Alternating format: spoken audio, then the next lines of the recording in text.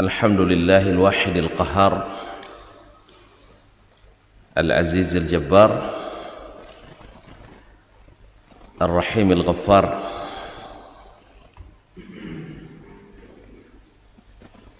muqawwiril layli 'ala an-nahar tabsiratan li ulil qulubi wal absar wa'idhatan li ulil nuha wal i'tibar. Ashhadu an la ilaha illallah wahdahu la syarika lah al-malikul jabbar wa ashhadu anna muhammadan abduhu wa rasuluh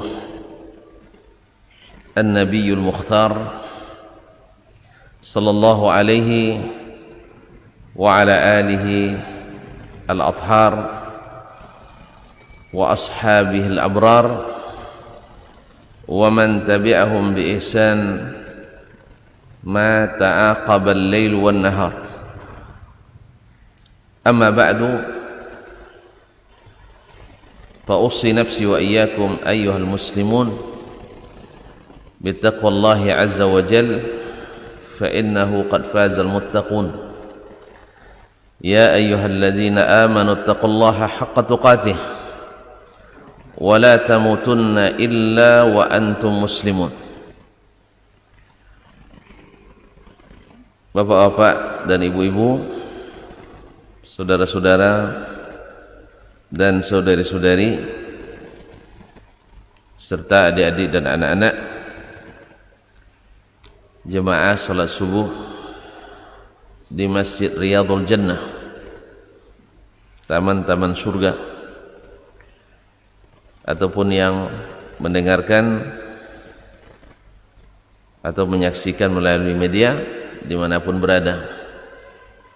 Alhamdulillah, di subuh yang penuh rahmat ini kita sudah diberikan guyuran hujan sejak semalam. Mudah-mudahan hujan yang membawa rahmat, mendatangkan manfaat. Allahumma sayyiban nafi'ah, mutirna bi fadlillahi wa rahmatih. Pada subuh ini kita masih diizinkan untuk hidup kembali. Alhamdulillahilladzi ahyana ba'dama amatana wa ilaikan nusyur aw ilaihin nusyur. Kita bersyukur kepadanya.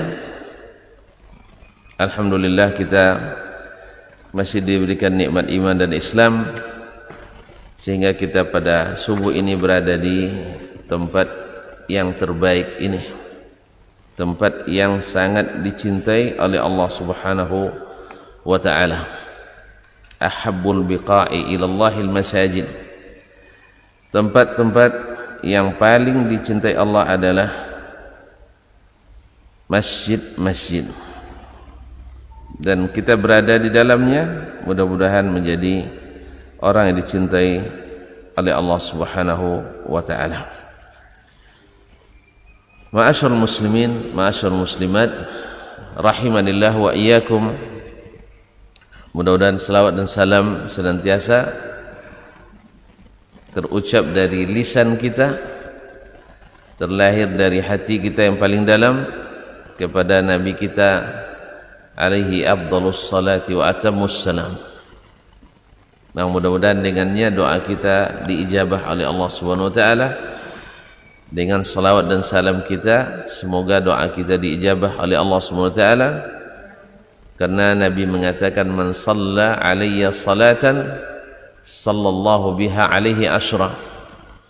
Siapa yang mengucapkan salawat kepadaku sekali, Allah balas dengan salawat 10 kali. Dan salawat dari Allah adalah ampunan dan rahmatnya untuk kita. Kaum muslimin dan muslimat dirahmati Allah, dalam waktu yang mudah-mudahan tidak lama kita kembali bersama di subuh ini, masih tentang Nabi sallallahu alaihi wasallam dan sunnahnya. Kenapa mereka membenci Nabi alaihi salatu wassalam? Kenapa mereka membenci Nabi alaihi salatu wassalam? Apakah karena mereka tidak mengenalnya?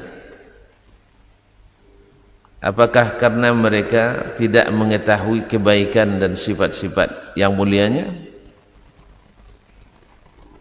Apakah mereka sebelumnya tidak menunggu-nunggu kedatangannya? Sekilas akan kita lihat. Pertama, memang pergolakan dan perselisihan, pertentangan antara al-haq dengan yang batil itu tak akan pernah berhenti selama belum datangnya hari kiamat, sebelum datangnya keputusan. Ini penduduk surga, ini penduduk neraka. Bahkan hari kiamat pun kita masih berbantah nanti di hadapan Allah. Al-akhillau yawma idzin ba'dhum li ba'dhin aduwwun illa al-muttaqin. Hari itu orang-orang yang akrab bersahabat selama di dunia, mereka akan menjadi musuh bagi sebagiannya. Sebagian mereka musuh bagi sebagian. Konco-konco di dunia ini yang kita bersatu dan bersamanya, baik disatukan oleh kepentingan bisnis, disatukan oleh kepentingan politik, disatukan oleh kepentingan sosial, disatukan oleh kepentingan komunitas. Komunitas kan banyak kan? Ada komunitas penari lintas misalnya, ada komunitas itiak pulang dan sebagainya. Apa Pak? Itiak pulang patang dan sebagainya. Apapun komunitas yang menyatukan kita di dunia ini, atau mungkin persatuan remaja masjid sekalipun, ya kan? Atau persatuan pengurus masjid misalnya se-kabupaten atau se-kota Pekanbaru misalnya, apapun yang menyatukan kita, bisa-bisa di akhirat nanti menjadi musuh sesama kita, kecuali illal muttaqin, kecuali orang yang bertakwa. Kalau di dalam komunitasnya, di dalam kepentingan, dalam kemaslahatan yang dia cari itu adalah takwa, berjalan sesuai dengan yang Allah dan Rasulnya sallallahu alaihi wasallam inginkan, sesuai dengan syariat yang telah digariskan, insyaallah di atas takwa, maka di akhirat saling mendukung. Makanya orang-orang yang bersama di dunia, yang misalnya bahkan yang ngaji seperti ini, berkumpul dalam pengajian-pengajian, yang sudah saling mengenal karena selalu bersama, di akhirat nanti saling mencari. Kalau ada yang belum atau terlambat masuk surga dan kita sudah masuk surga, maka diizinkan Allah memberikan syafaat. Karena apa? Ngaji di atas ketakwaan, insyaallah ta'ala. Kan ada yang niatnya pergi berbantah sini kan? Niatnya adalah mendengarkan apa yang Allah dan Rasul sallallahu alaihi wasallam perintahkan, apa yang dia larang, dan niat kita ingin mengikuti dan menghindari yang dilarangnya. Betul? Atau ada niat lain? Awas nanti saya catat kesalahan-kesalahan Ustaz. Kalau itu niatnya sekarang dirubah saja, nanti jadi musuh kita di akhirat. Ya, jadi musuh di akhirat nanti. Tapi kalau niatnya mencari pelajaran, mencari ketakwaan, maka kita akan bersahabat dari sini sampai ke akhirat. Ma'asyarul muslimin wa ma'asyarul muslimat dirahmati Allah, sudah merupakan sunnatullah bahwa antara hak dengan batil itu sulit untuk berdamai, tidak bisa dipersatukan. Walaupun zahirnya di dunia bisa disatukan, tapi di akhirat otomatis wamtazul yawma ayyuhal, ada apa lagi ya, surah Yasin, wamtazul yawma ayyuhal mujrimun, kaum pendosa hari ini di sini di dunia ini masih bisa bersembunyi, masih bisa berkamuflase, masih bisa membuat alibi, masih bisa bikin modus. Tujuannya untuk dapat keuntungan pribadi, tapi atas nama kepentingan rakyat dan masyarakat bisa. Orang bisa berkamuflase, bikin modus, bisa kan? Ya, alasannya pergi ke masjid, rupanya sampai di tempat berjudi. Nauzubillah. Nasallallahu salamatul afiyah. Tapi di akhirat, la wamtazul yawma ayyuhal mujrimun. Sekarang berpisahlah kalian, hai orang-orang pendosa, dari barisan orang-orang yang bertakwa. Oleh itu kaum muslimin dan muslimat dirahmati Allah, Nabi alaihi salatu wassalam dan nabi-nabi selain beliau alaihi wassalam memang sudah merupakan sunnatullah, dibenci dan dimusuhi, dibenci dan dimusuhi oleh orang-orang yang tidak beriman kepadanya. Dalam banyak ayat disebutkan, di antaranya adalah yang secara sharih Allah Subhanahu wa taala dalam surah Al-Furqan mengatakan ayat 31, wa kadzalika ja'alna likulli nabiyyin aduwwan minal mujrimin wa kafa bi rabbika hadiyan wa nasira. Wa kadzalika ja'alna likulli nabiyyin aduwwan minal mujrimin wa kafa bi rabbika hadiyan wa nasira. Seperti itulah telah kami jadikan bagi setiap nabi itu musuh-musuh. Allah, nabi disebutkan kepadanya, kamu tuh hai nabi pasti punya musuh. Sudah ingat kan? Tapi musuhnya siapa? Minal mujrimin, dari kaum pendosa. Ya, kaum pendosa. Kalau kaum pendosa dalam Al-Quran itu maksudnya adalah orang-orang penentang agama Islam, orang-orang enggak boleh bilang kafir, orang-orang kaum muslimin dan muslimat, mereka adalah sebab apa? Mereka memang berdosa, mereka asalnya saja tidak beriman pada Allah. Maka sebesar apapun kebaikan seseorang, kalau tidak beriman kepada Allah, dia pendosa. Betul? Pendosa. Sebab kebaikannya yang sedikit itu tak ada artinya dengan kekufurannya yang besar itu.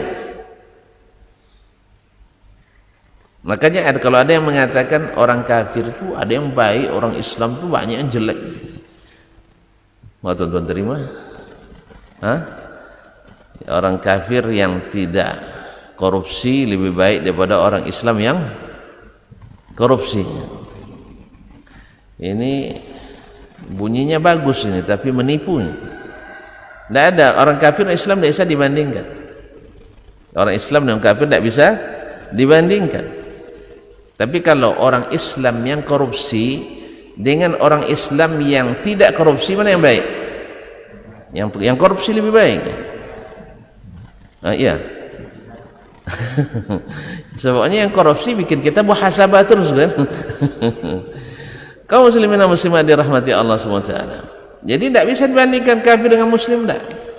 Bahwa orang kafir itu mujrim, adalah pendosa besar. Karena dosa kafir, dosa syirik, dosa munafik tidak bisa ditutupi dengan apapun. Tidak bisa ditutupi dengan apapun kebaikan. Makanya pada hari akhirat orang-orang kafir itu berkeinginan untuk menebus dosa kafirnya dengan bumi dan seisinya. Ma tuqabbala minhum, tidak diterima. Sebaliknya orang muslim walaupun datang dengan dosa sepenuh bumi ini, tapi tak syirik kepada Allah, Allah berikan ampunan sebesar itu pula. Allah.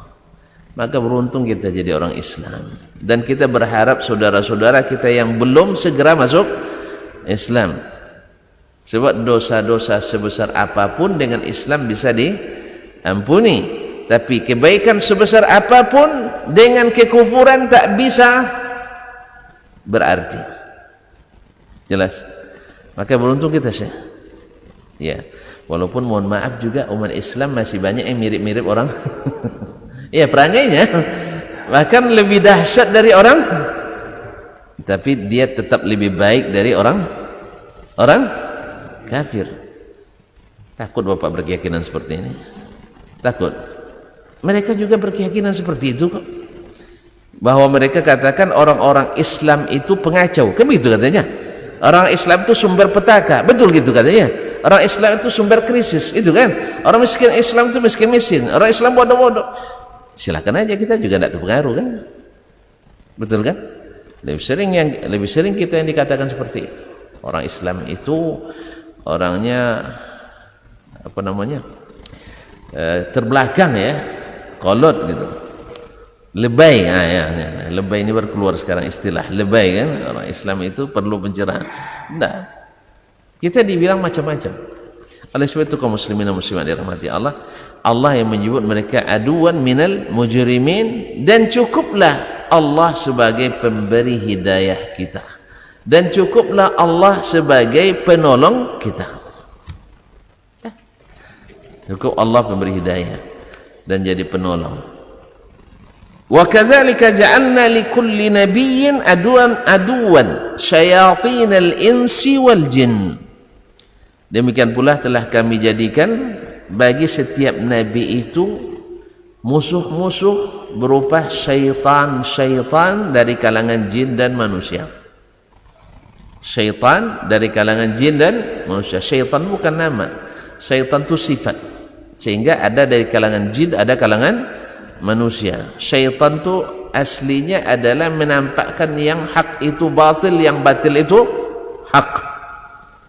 Jadi bisa kerjanya merubah-rubah. Maka kalau ada orang yang menggambarkan yang baik itu buruk, yang buruk itu baik, berarti dia syaitan, walaupun dari kalangan manusia. Jadi syaitan itu sifat, bukan nama, makanya Allah sebutkan syayatinal insi wal jin, syaitan dari kalangan manusia dan lebih dulu manusia, rupanya manusia lebih dahsyat syaitannya daripada jin kayaknya. Ya Pak.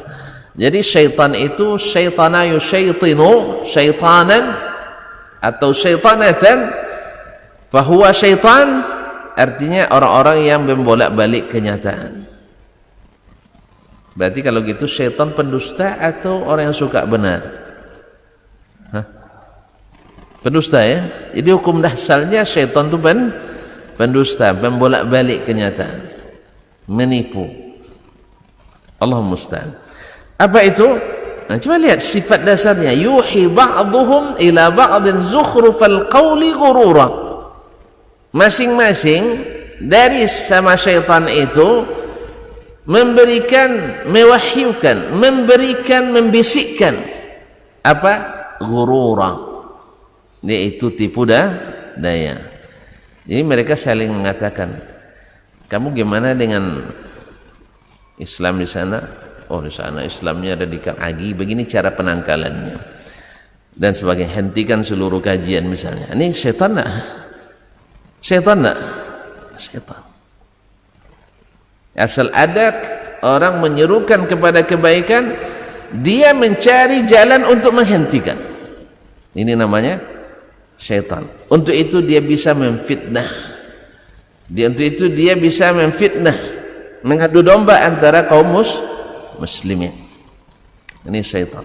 Yuhi ba'duhum li ba'din zukhrufal qawli ghurura. Itu kata-kata yang dihiasi. Jadi memang perkataan kalau dihiasi orang jadi percaya, sehingga disebutlah kebaikan-kebaikan itu dengan sebutan-sebutan yang buruk. Orang-orang yang mau istiqamah misalnya dalam beragama, ikut Nabi apa adanya, dianggap ini orang-orang bibit radikalisme. Sebab apa? Sebab apa? Dia nak ikut seperti apa Nabi SAW. Dia anggap sebagai bibit radikal. Apa sebab? Oh, mereka aja yang benar, yang lain tak boleh benar. Subhanallah. Ada yang bilang gitu, yang lain tak boleh benar. Ini hanya zukhrufal qawli ghurura. Dan ini yang didekatkan ke Nabi SAW dulu, bahwa mereka mengatakan Nabi itu sahirun, tukang sihir, padahal mereka tahu sesungguhnya Nabi bukan sihir, karena mereka ahli sihir, tahu mereka yang sihir itu yang mana, tapi tetap menuduh Nabi sahirun.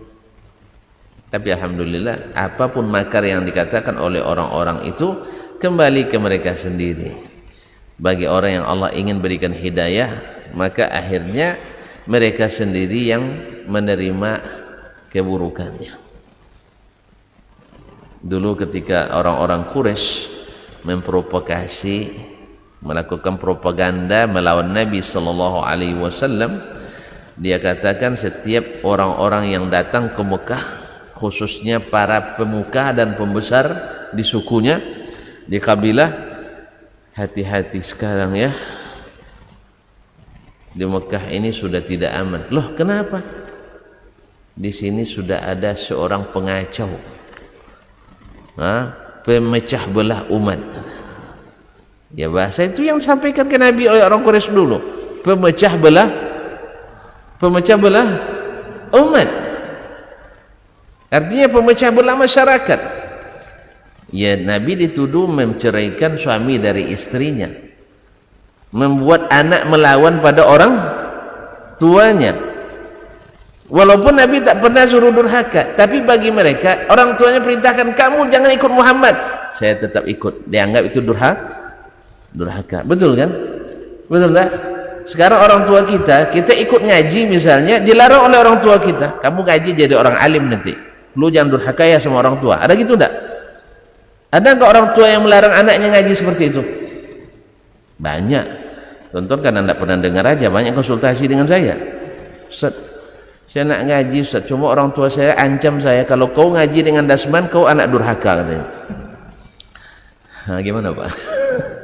Masih ada di mana-mana pun, khususnya mereka yang tak pernah mendekati rumah Allah ini. Dilihatnya anaknya dah mulai ngaji, ketika asyik makan misalnya dengar azan dia cepat-cepat nak ke masjid. Nah, ini anak bibit radikal ini, sebab dia dengar dari bahasa media, ciri radikal itu anak muda dengar azan langsung ke masjid. Orang tak pernah ngaji berikan isu seperti ini, masuk dia. Ini anak saya dah mulai berubah. Kemudian ada anak gadisnya, kalau datang tamu laki-laki dia tidak mau menyambut, padahal orang tua kita ingin anaknya, apalagi kalau cantik ya, tu sambut tamu, anak muda tu kamu yang sambut, katanya. Auzubillah. Ketika anak gadisnya tidak mau lagi, kalau datang tamu yang laki-laki cepat-cepat ambil jilbab, ini sudah bibit radikal ini. Apalagi tidak mau pula salaman laki-laki lah, isu lagi kaum muslimin dan muslimat. Itu yang disampaikan kepada Nabi SAW. Lalu sebagian yang Allah inginkan pintu hidayah baginya, Allah mudahkan. Seperti Amr bin Tufail Ad-Dawsi, dia pemuka Bani Daus. Ketika datang ke Mekah, disampaikan pemuka Quraisy isu yang seperti ini, kaum muslimin dan muslimat dirahmati Allah. Apa katanya? Akhirnya dia ikuti saran orang Quraisy, ditutupilah telinganya dengan kapas. Untung kapas tidak dikasih semen, sebab tanah liat jadi permainan nanti pekaknya, ditutup dengan kapas. Tapi kalau telinga tertutup, berjalan tak dengar apa-apanya, awak datang ke Mekah ni kan nak menikmati apa yang ada di Mekah, tiba-tiba telinga tertutup, nyaman. Coba dulu sehari nanti tutup telinga bapak, tak dengar apa-apa, nyaman. Coba sekarang tutup. Tak nyaman. Hanya dia berjalan, dia tidak tahu informasi. Dia kan kepala suku, orang yang perlu banyak informasi yang harus disampaikan, iya kan? Akhirnya dia bilang, ini tidak benar ini. Andainya dia belum beriman pada Nabi waktu itu. Andainya Muhammad itu tukang sihir, saya jago sihir. Karena rata-rata kepala suku dulu harus pandai berdukun. Soalnya kepala suku yang lain juga ahli, tidak mungkin tidak pandai. Kalau mereka tukang tenung harus pandai, syair harus pandai. Kalau Muhammad itu penyair, saya hafal syair-syair jahiliyah semuanya. Kalau orang dah hafal syair, tahu dia bedakan mana yang syair, mana yang syair ya. Mana yang syair, yaitu syair, tahu syair ya. Di mana yang syair dengan mad, yaitu gandum, tahu dia bedanya. Kaum muslimin dan muslimat dirahmati Allah SWT, akhirnya dia buka. Kalau dia pendusta, ya saya paham kok ciri-ciri orang berdusta, karena orang Arab dulu tuh tidak suka berdusta. Jadi siapa pendusta langsung nampak. Kalau kita karena banyak yang berdusta, sehingga susah dideteksi. Memang ahli, sehari ini nih gaya dusta, besok nih gaya dustanya, ya tak? Kalau orang Arab dulu tidak. Apalagi kalau nak jadi pemimpin masyarakat, pantang berdusta. Tidak ada ceritanya. Sebab wajib jujur kalau jadi pemerintah tuh. Jadi orang jahiliyah tahu bahwa menjadi pemerintah itu wajib jujur. Kalau sekarang masya Allah tak tahu saya. Masuk syarat jujur tak? Ada tulisannya. Tulisannya ada. Jurdil, jujur dan adil. Jadi tulisannya ada. Nah, kenyataannya wallahu alam. Iya Pak ya. Tulisannya ada kan? Nah, tapi aslinya wallahu alam. Kalau muslimin dan muslimat dirahmati, kalau Arab tidak. Oleh sebab itu mereka punya semboyan hidup, falsafah hidupnya tidak tanggung-tanggung. Al-waqtu kasayf. Waktu itu seperti pedang. Pedang itu orang pemberani pengecut. Pemberani, orang pemberani jujur biasanya apa tidak jujur? Berani karena benar, takut karena salah. Jadi orang-orang pemberani ini suka benar. Bukti sejarahnya banyak. Saya tidak masuk ke sini, nanti panjang lagi cerita kita. Kita belum, ini masih muqaddimah ini. Masih muqaddimah.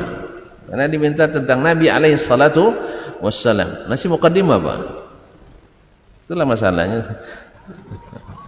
Jadi kaum muslimin dan muslimat, siapa yang nak tahu nanti dengarkan ceramah saya yang lain tentang kejujuran orang Arab.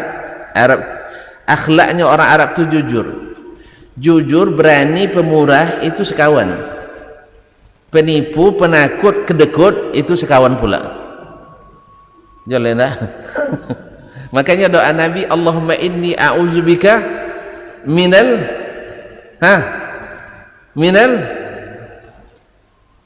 bukhli. Subhanallah. Ada apa lagi? Allahumma inni a'udzubika minal hammi wal hazan wa minal ajzi wal kasal wa minal jubni wal bukhl. Kan kawan-kawan semua tuh. Ya Allah, aku minta perlindungan kepadamu dari ham, yaitu galau. Galau ujungnya apa? Gundah gulana wal hazan. Berkawan dia kan? Gundah gulana dengan galau sama? Baik. Wa minal ajzi wal kasal.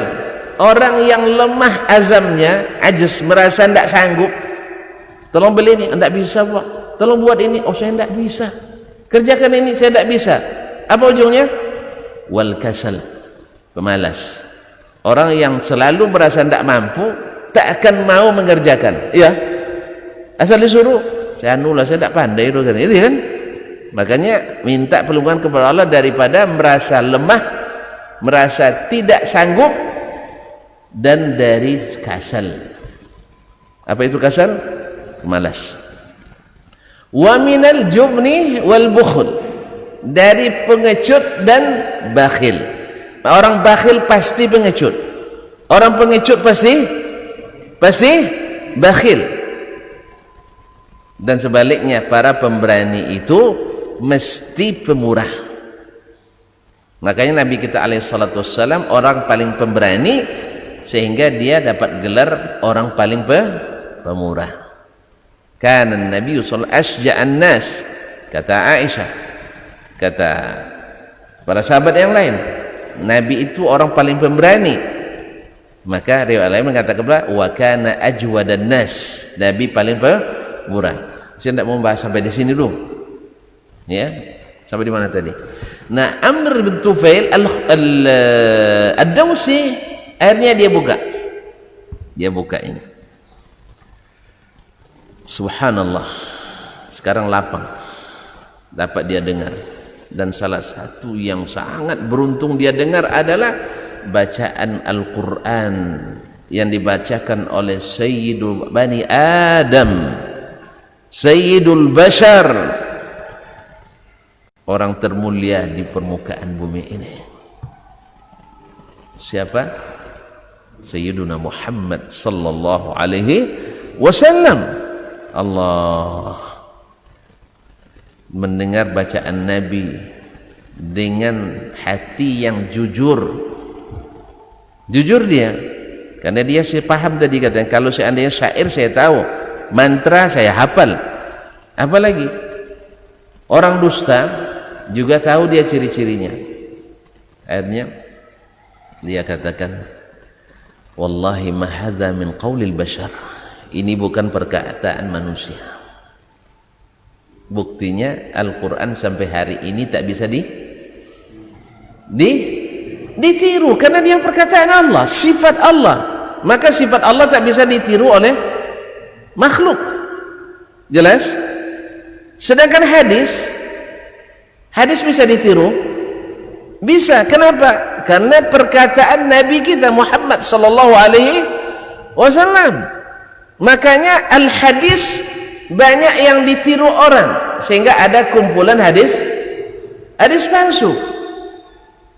Betul kan? Padahal bahasa Arab hadis dengan bahasa Arab Al-Quran sama enggak? Sama enggak? Ada yang bilang enggak? Hah? Sama. Artinya bahasa yang dipakai oleh Nabi adalah keedah dan gaya serta tingkat tinggi bahasa Arab yang dipakai dalam Al-Quran. Tidak beda. Jelas Pak ya? Jadi bahasa ini walaupun wahyu yang Allah turunkan, Allah yang mengatakan, tapi tak keluar dari bahasa yang diketahui dan diucapkan oleh orang Arab. Dan Nabi adalah afsahul Arab, orang Arab yang paling fasih bahasa Arabnya. Sampai imam kita Asy-Syafi'i rahimahullah mengatakan, la a'lamu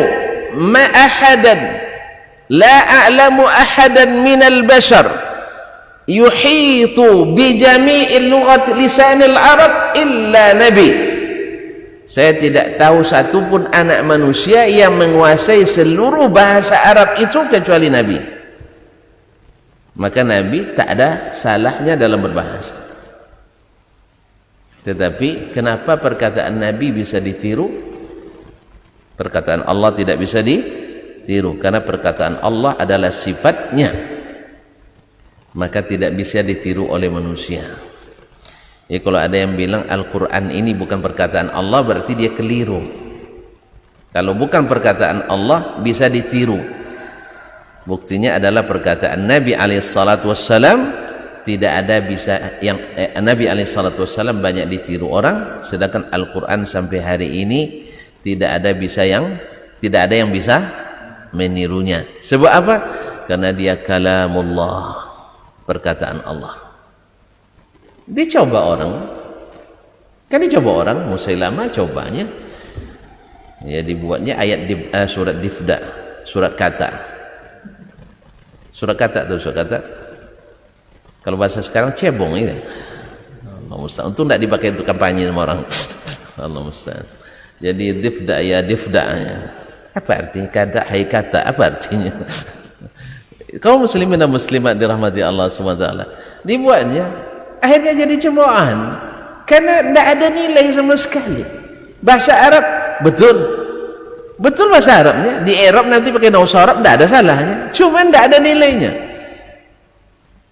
Cuma kalau Al-Quran Karim kaum muslimin dan muslimat, alif lam mim, di situ aja sudah ada nilainya. Ya tak?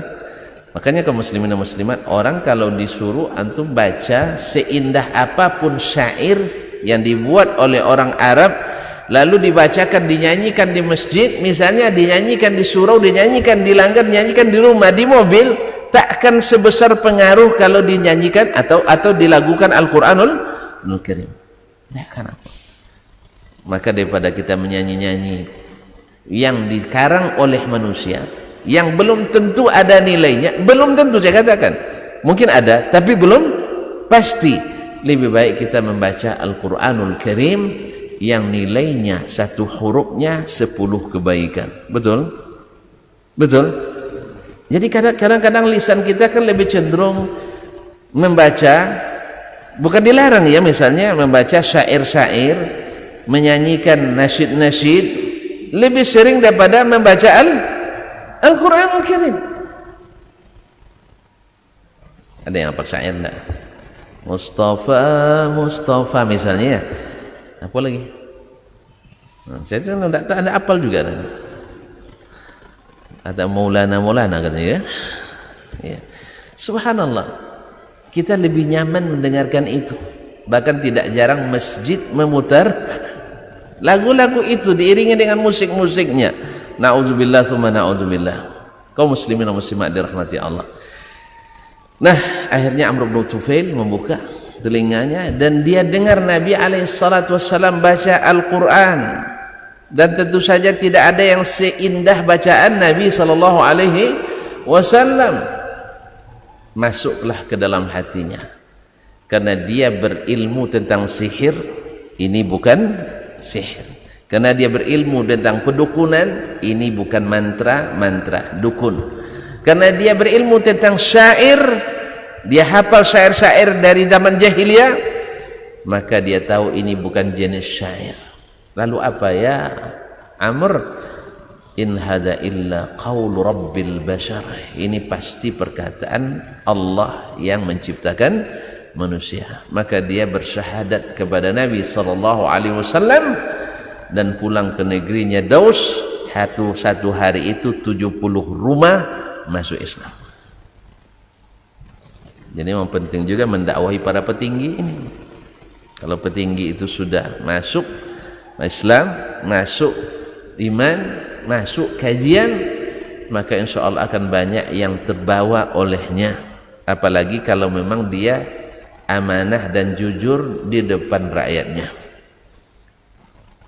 Bisa? Oleh itu kaum muslimin dan muslimat, jadi orang-orang nabi-nabi itu memang ditakdirkan Allah memiliki musuh-musuh. Nah, padahal kaum muslimin, Allah katakan dalam surah Al-An'am ayat 112, walau syaa rabbuka ma fa'aluh. Padahal kalau Allah berkehendak, orang kafir itu kan milik Allah juga. Sah? Orang kafir siapa yang ciptakannya? Allah juga. Hati mereka juga Allah yang bolak-balikkan. Tenaga mereka Allah juga yang berikan. Pikiran mereka Allah juga yang jalankan. Makanya Allah katakan, walau syaa rabbuk, kalau seandainya Rabbmu menginginkan, ma fa'alu, mereka tidak akan memusuhi Nabi SAW. Allah sayang sama nabinya kan? Allah sayang tidak sama nabinya? Sayang? Tidak sayang? Sayang. Masa kita bilang sama kita sayang, sama nabi tidak sayang? Subhanallah, tidak adil nih kaum muslimin. Allah sayang sama nabinya, tapi kok dia biarkan hamba-hambanya yang kafir memusuhi nabinya? Kaum muslimin,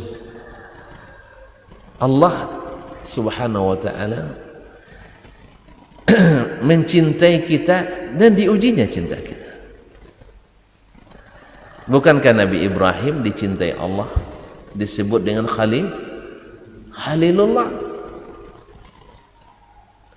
Taib.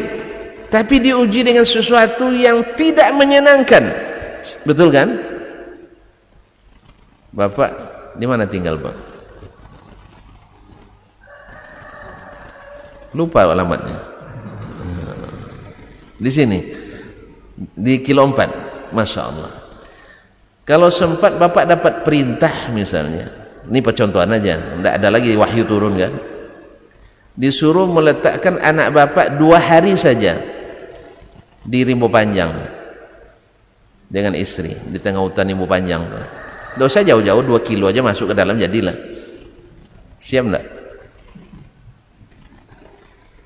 Tidak ada bekal, tidak ada makanan, tidak ada air.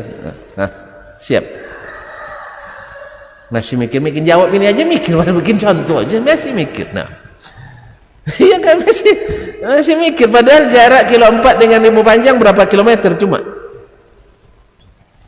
Lagipun kalaupun istri tidak sabar nanti bisa keluar ke jalan besar, minimal dapat nenas orang di situ kan, apa dah?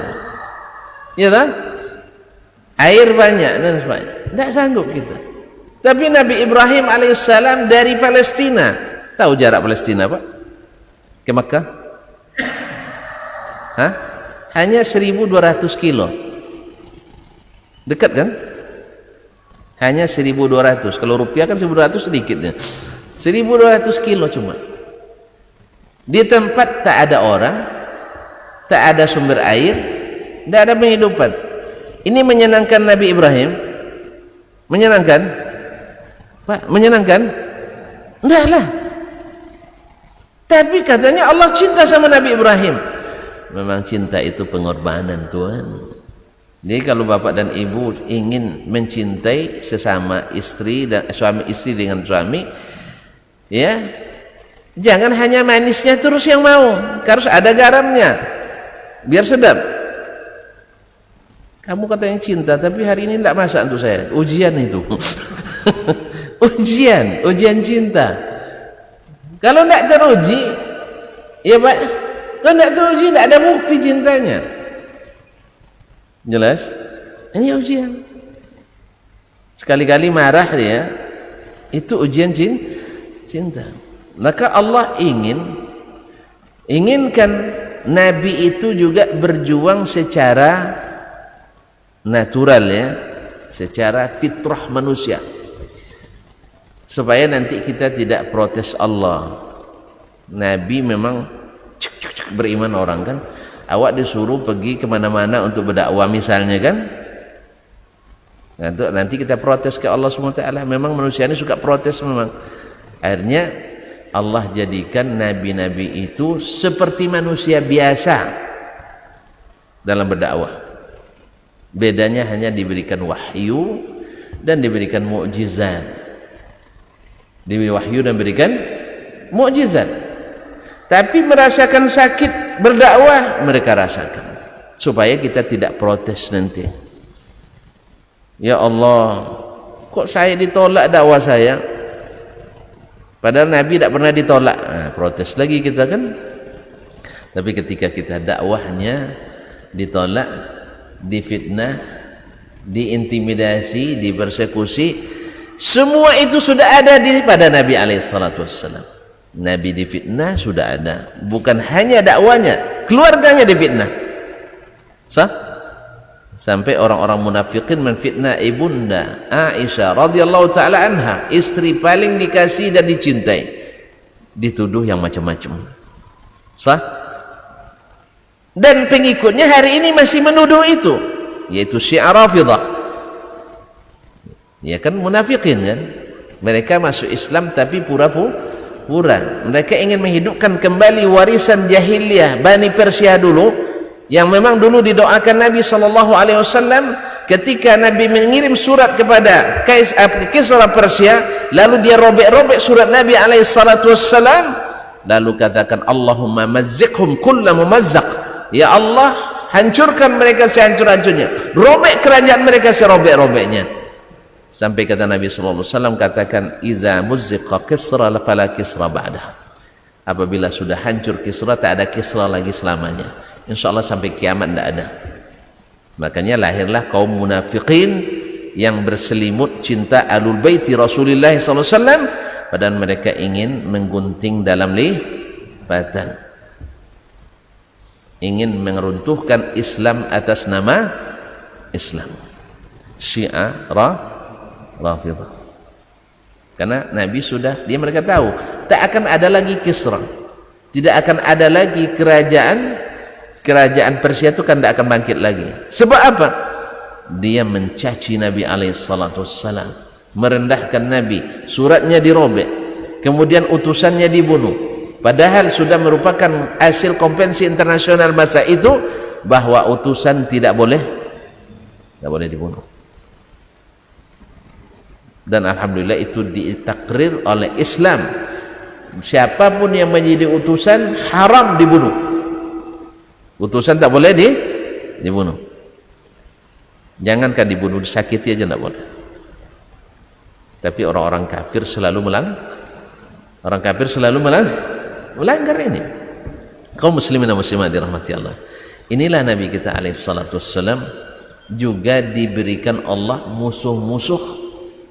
Supaya apa? Supaya kita hari ini tidak protes pada ilahi. Karena Allah katakan wa kanal insanu aktsara syai'in jadala. Manusia itu memang suka berdebat, suka membantah.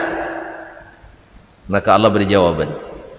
Kalau kita sakit berkepanjangan misalnya, ya, maka Allah beri pula contoh Nabi yang telah sakit lama. Siapa Nabi yang sakit lama? Ayub berapa tahun? Awak pandemi 7 bulan dah mulai tak sabarnya. Ya sejak Maret kan? Maret, Maret, April, Mei, Juni, Juli, Agustus, September, Oktober, November, baru 8 bulan. Sudah mulai yang jengkel sama Allah Ta'ala. Kok lama sekali ini? Dah mulai kita bantah-bantah. Nabi Ayub hanya 6 bukan 6 bulan, 6 tahun sakitnya, sakit luar biasa, beberapa bulan. Dan dia saksikan anak-anaknya mati berurutan di depan matanya. Tinggal lagi dia dengan istrinya. Allah, kalau kita misalnya diuji dengan kehilangan anak yang meninggal di waktu kecil, Nabi kita Sayyiduna Muhammad sallallahu alaihi wasallam, anaknya semua yang laki-laki meninggal di waktu kecil, dan semua anaknya meninggal sebelum beliau meninggal kecuali Fatimah radhiyallahu taala anha, dan itu pun hanya beberapa bulan setelah ayahnya meninggal, dia pun meninggal pula. Awak mati satu orang, Masya Allah, ya Allah, apa salah saya ya Allah, saya sampai diuji begitu berat. Ya Syekh, Nabi SAW mungkin bukan karena salah, Allah ingin buktikan kamu benar-benar cinta sama Allah atau tidak. Kalau ternyata hanya nyanyian cinta yang biasa kita lakukan, ketika datang musibah yang sebenarnya Allah inginkan kita bersabar, kita tidak sabar, berarti cinta kita hanya lagu saja. Makanya orang pendusta selalu dibilang belagu, karena lagu itu tidak mewakili yang sesungguhnya. Walaupun sebagian lagu kan boleh saja kan, melagukan Al-Quran kan boleh kan, atau membacakan syair-syair pujian yang tidak berlebihan juga boleh. Ya, memuji Nabi SAW dengan syair-syair yang tidak berlebihan silakan, dan tidak mengandung maksiat di dalamnya. Di antara maksiat adalah melakukannya dengan diiringi musik rap misalnya, atau apa aliran musik. Saya aliran agama yang saya paham, aliran musik saya tidak begitu paham. Dangdut, nah, misalnya salawat dangdut misalnya kan, apalagi ayo Pak. Kaum muslimin dan muslimat, jangan. Selawat itu ibadah, bukan menyenangkan diri, bukan hiburan. Jelas? Puji-pujian kepada Nabi itu adalah mencari pahala, bukan buat kemaksiatan. Makanya berapa banyak orang demi cinta mengorbankan cinta. Dia karena alasan cinta kepada Nabi sallallahu alaihi wasallam sampai mengorbankan cintanya pada Nabi alaihi salatu wasallam, itu dengan melanggar apa yang dilarang oleh Nabi alaihi salatu wasallam. Nabi melarang kita berlebihan dalam menyikapi Nabi alaihi salatu wasallam. Tidak boleh memuji Nabi berlebihan sampai mengatakan bahwa Nabi mengetahui yang gaib, ilmu yang ada di Lauhul Mahfuz. Auzubillah. Ini berlebihan. Ini sama dengan menyekutukan Nabi dengan Allah Subhanahu.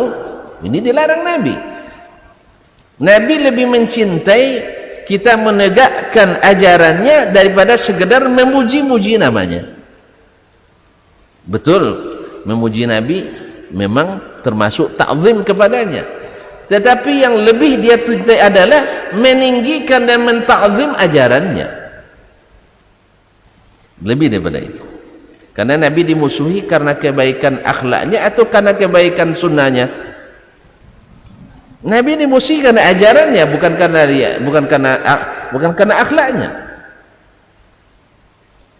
Oleh itu kaum muslimin dan muslimat dirahmati Allah, kenapa Nabi dimusuhi oleh mereka? Bukankah mereka sudah kenal mereka? Apakah mereka tidak mengenal Nabi? Kenal. Orang Yahudi kan lama tersesat di Gunung Sinai. Kemudian mereka ke Palestina.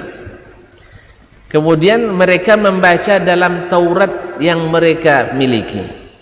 Demikian juga orang Nasrani dalam Al-Injil, bahwa Isa alaihissalam telah mengabarkan kepada mereka akan datang seorang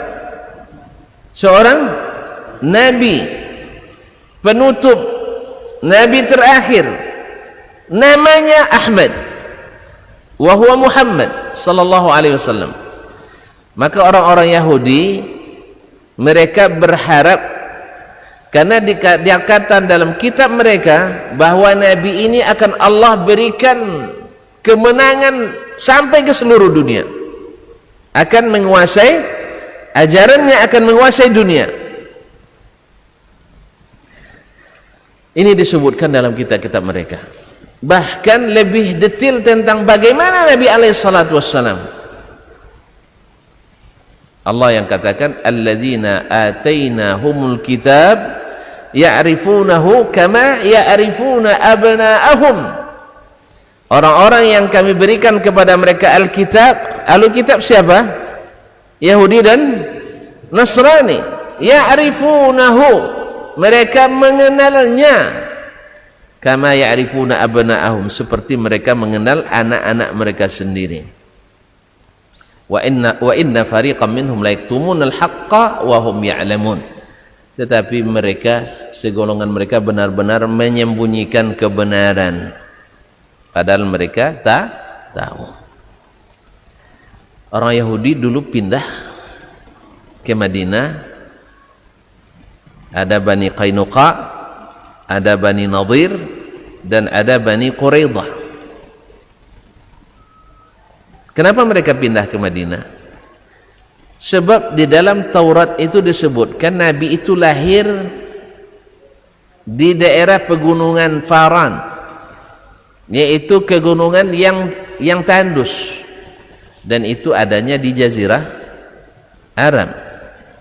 Dan bahwa Nabi itu akan hijrah ke sebuah tempat yang banyak kormanya dan tanahnya payau. Juga disebutkan cirinya. Akhirnya orang Yahudi itu kan ahli penelitian, harus diakui. Penelitian orang-orang Israel, ya, orang Israel kan sedikit tuh, itu sebanding dengan penelitian seluruh negara Arab. Ini penelitian, bukan ilmu. Beda penelitian dengan ilmu. Kalau ilmu enggak, penelitian, hasil penelitian. Mereka mencari tahu ilmu-ilmu dunia ini, penelitian mereka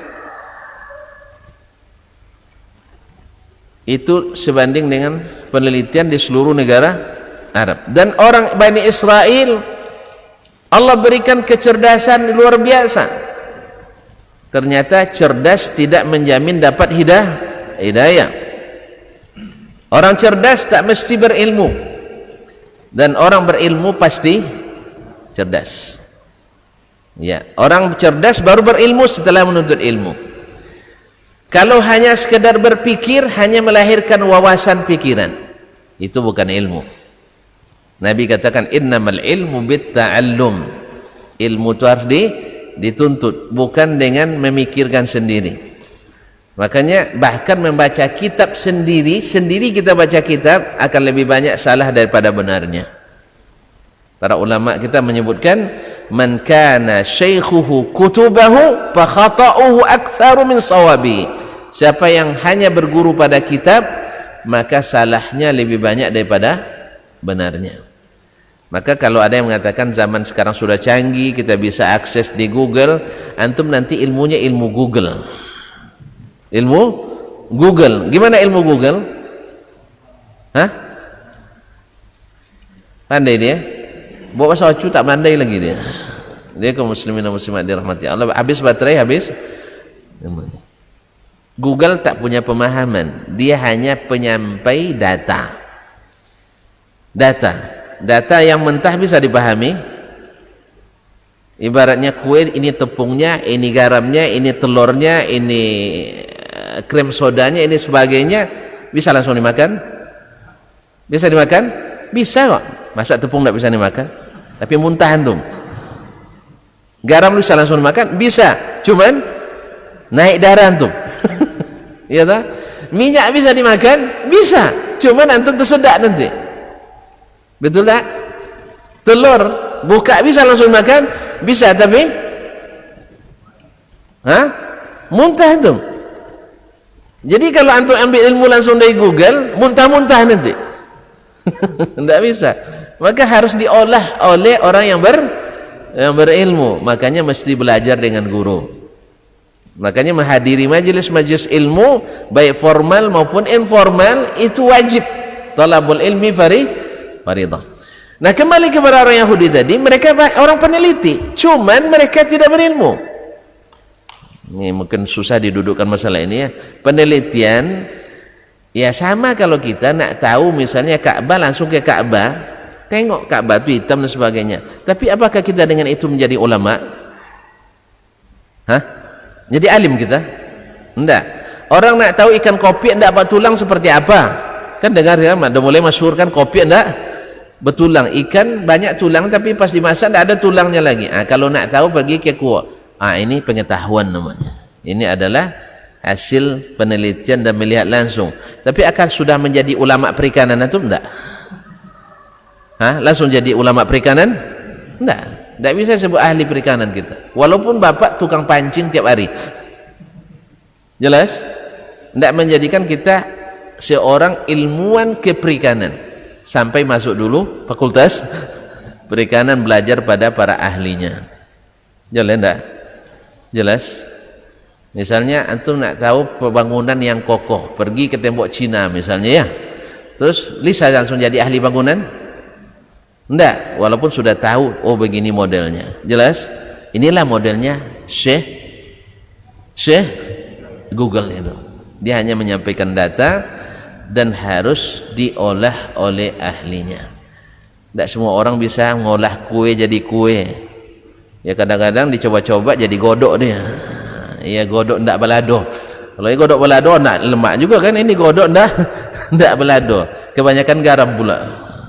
Iya ndak. Jadi ilmu itu memang harus dituntut. Baiklah kaum muslimin dan muslimat, orang-orang Yahudi paham dan tahu, bahkan diutus seorang nabi. Di mana? Ini tempatnya, ini namanya, ini orangnya. Cuman mereka masih berharap itu dari keturunan Bani Israel.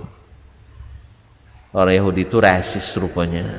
Sampai sekarang orang Yahudi itu tak menerima dalam agamanya kecuali bangsanya sendiri. Sebab kita yang selain bangsa Yahudi dianggap kaum Umamiyin yang diciptakan untuk melayani orang-orang Yahudi. Kita lebih daripada hamba sahaya bagi mereka. Maka bagi mereka membunuh orang-orang Islam pada khususnya, karena memang yang menjadi penghalang mereka itu musuh bebuyutannya adalah umat Islam. Yang lain-lain bisa diatur sama mereka, tapi umat Islam agak tongkau dikit dalam tanda petik. Sebab apa? Karena kita punya ilmu tentang orang Yahudi itu dari Allah SWT, kaum yang tidak pernah mau mengikuti kebenaran walaupun sudah di depan matanya. Ketika Abdullah bin Salam masuk Islam, lalu dia minta ke Nabi, tolong jangan diumumkan dulu kepada orang Yahudi sampai mereka bertemu dengan Nabi SAW. Dan Abdullah bin Salam suruh ngumpet dulu ya, ngumpet dulu. Lalu ditanya oleh Nabi kepada orang Yahudi tadi tentang Abdullah bin Salam, bagaimana orangnya? Oh, dia orang terbaik di kalangan kami. Bagaimana dengan pengetahuan? Oh, dia orang paling cerdas di antara kami. Ada enggak catatan track recordnya yang tidak baik? Oh, dia enggak ada. Dia adalah orang terbaik di antara kami. Lalu kata Nabi, kalau begitu menurut kalian, bagaimana kalau seandainya dia masuk Islam? Oh, enggak mungkin, kata mereka. Enggak mungkin. Akhirnya baru keluar Abdullah bin Salam, itu sangat mungkin. Asyhadu an la ilaha illallah wa asyhadu anna Muhammadar Rasulullah. Lalu keluar lagi, ini orang jahat di kalangan kami, orang yang paling bodoh di antara kami. Subhanallah, langsung gitu. Jadi kaum muslimin dan muslimat, dah hitung detik saja berubah. Ini anak penghulu kami, memang ayahnya penghulu Bani Yahudi, pemimpin Yahudi ayahnya. Ayahnya Abdullah bin Salam itu adalah pemimpin Yahudi. Ini anak pemimpin kami, Sayyiduna, Ibnu Sayyidina. Terus orang yang kami harapkan dan seterusnya. Setelah dia keluar masuk Islam, ini orang orang yang paling bodoh di antara kami, orang yang paling jahat, orang yang tak pernah buat kebaikan bagi bangsanya, negaranya. Betul ya? Jadi banyak orang yang ketika prestasi duniawinya hebat disanjung-sanjung, tapi ketika mulai berprestasi di bidang akhiratnya mulai dihentakkan. Demikian semua nabi alaihi wassalam, para nabi dulu juga seperti itu. Kaum muslimin dan muslimat dirahmati Allah, masih kuat? Nah, yang muda-muda, saya nanya yang tua-tua. Kaum muslimin. Ya Pak, yang muda-muda tentu masih, katanya masih pinggangnya masih kokoh gitu ya Pak. Awak yang tua-tua nih Pak ya. Baik kaum muslimin dan muslimat, demikian juga Nabi SAW. Jadi kalau seandainya kita mendengar orang-orang membenci Nabi SAW, itu adalah fitrah. Tetapi kita tentu saja wajib membela Nabi SAW dengan segala kemampuan yang kita miliki. Segala kemampuan yang kita miliki, minimal dalam hati kita wajib membenci setiap yang dibenci oleh Nabi SAW, dan membenci orang-orang yang membenci Nabi SAW. Ternyata negeri tempat lahirnya demokrasi sangat tidak demokrasi. Kebohongan memang, ini produk manusia. Ternyata negeri yang melahirkan banyak pemikir, yaitu Yunani, kan tempat lahirnya Aristoteles kan, ya, yang dianggap sebagai bapak pemikir dunia, ternyata juga gagal memajukan dan mengelola negaranya. Oleh sebab itu saatnya umat Islam untuk mengandalkan agama Islam, ilmu yang Allah turunkan, karena semua produk manusia itu ternyata tidak bisa mengurus seluruh manusia.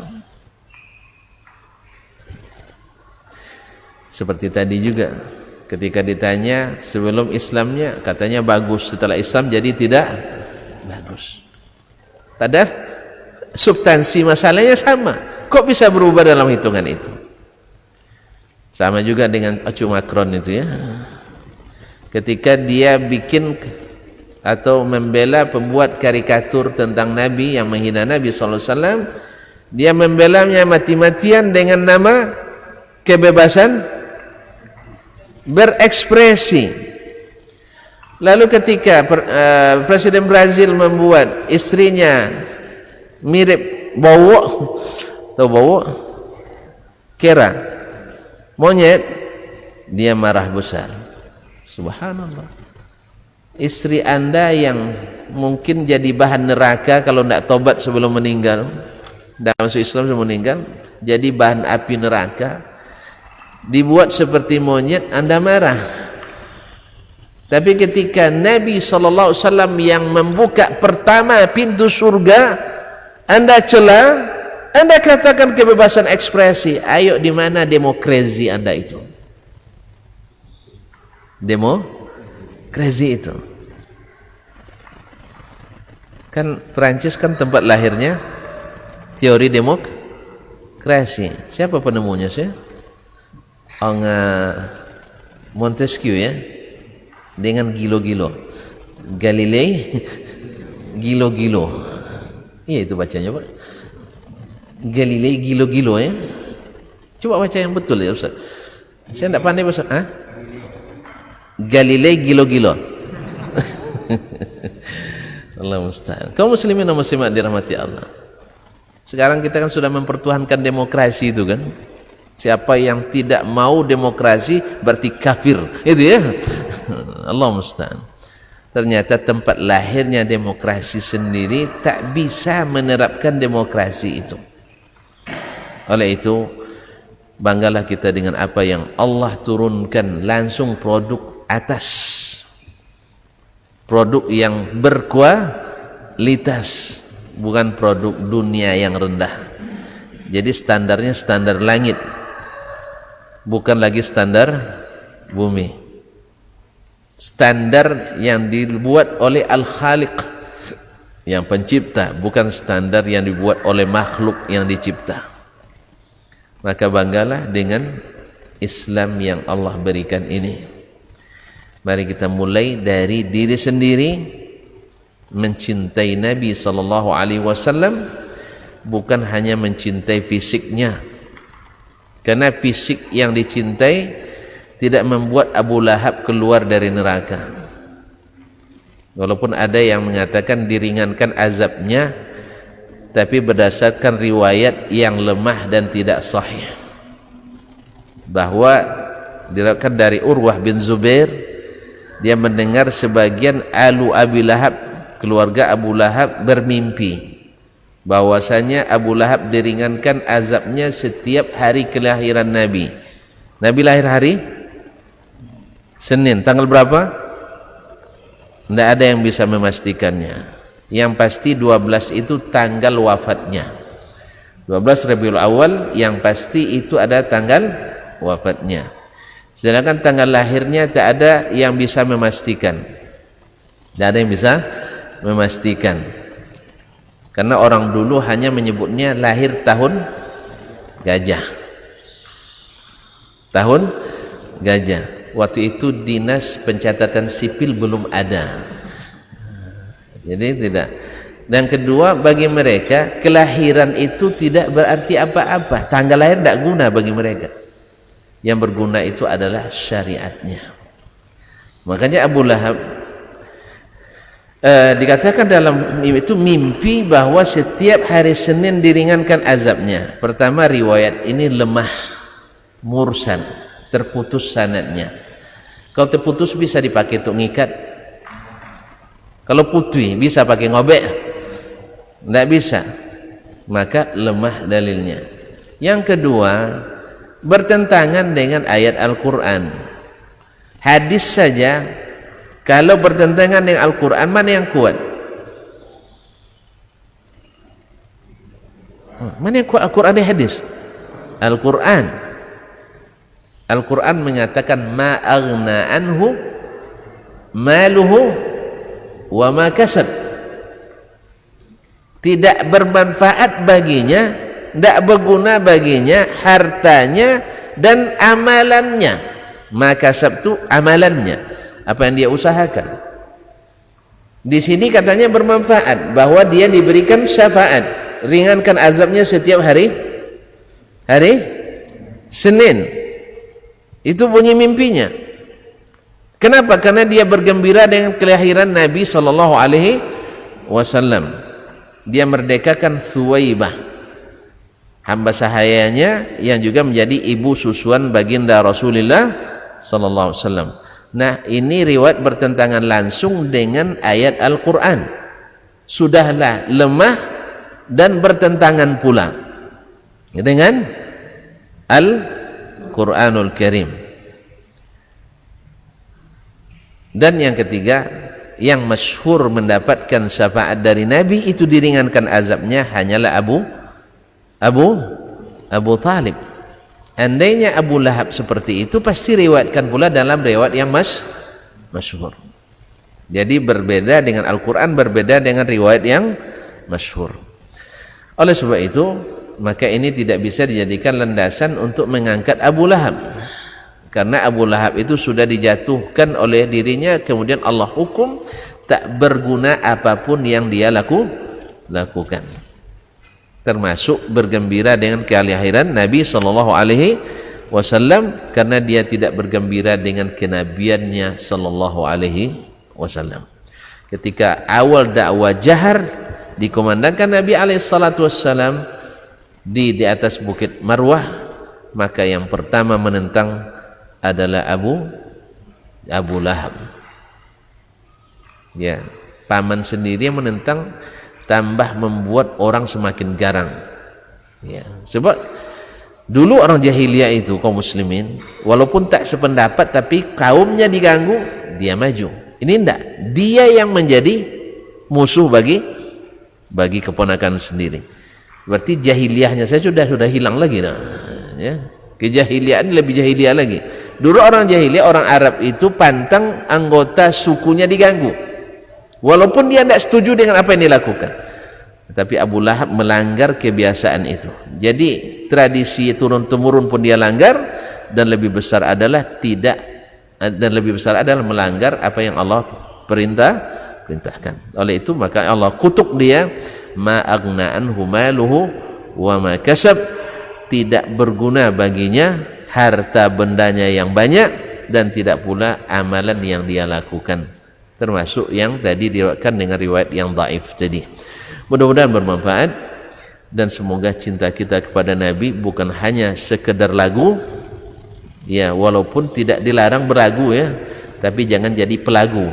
Ya, belagu-belagu itu banyak dustanya.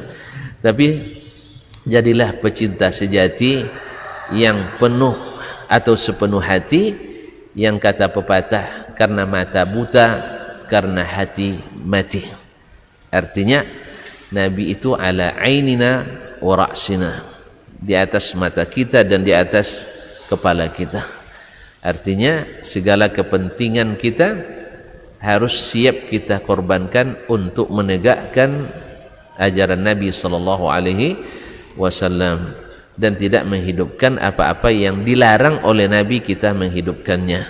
Seperti tadi, berlebihan dalam memujinya, la tutruni kama atratin nasara Isa bin Maryam, jangan kalian mengkultuskan diriku sebagaimana orang-orang Nasrani mengkultuskan Isa bin Maryam. Mentakzim wajib, ya, menghormati wajib, mengangkat setinggi-tingginya wajib, tapi jangan sampai kepada martabat ketuhanan, sampai-sampai kita meminta tolong kepada Nabi alaihissalatu wassalam setelah meninggalnya. Karena minta tolong kepada orang yang sudah meninggal adalah salah satu yang dilarang oleh agama Islam, karena mereka sendiri yang perlu pertolongan kita, yang perlu doa kita. Masa berdoa kepada mereka? Jelas orang mati, dia tidak bisa berbuat apa-apa lagi, ya. Maka mintalah kepada Allah Subhanahu wa taala, mudah-mudahan Allah kabulkan. Dan ini yang dilakukan para sahabat setelah Nabi wafat, mereka tidak minta ke Nabi sallallahu alaihi wasallam, dan mereka adalah generasi yang diapresiasi dan diberikan rekomendasi oleh Nabi sallallahu alaihi wasallam, dan sebelumnya oleh Allah tabaraka wa taala. Doa sampai di sini kajian kita. Mudah-mudahan masih ada kesempatan lain untuk kita bersama. Semoga Allah kuatkan iman kita, Allah luaskan ilmu kita, dan Allah tingkatkan ketakwaan kita. Sampai di sini habis Pak ya. Jadi siap yang tadi itu enggak ya? Enggak siap. Enggak siap. Semoga Allah SWT menerima amal soleh kita. Amin ya rabbal alamin.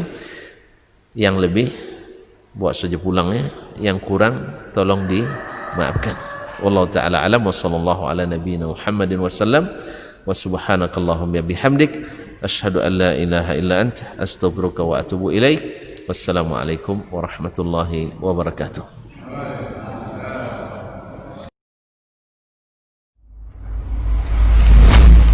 Kalau Umar ini subhanallah, yang diinginkannya itu generasi-generasi luar biasa, orang-orang hebat. Lalu kemudian apa yang dilakukan oleh Umar? Fa'asta'miluhu fi ta'atillah.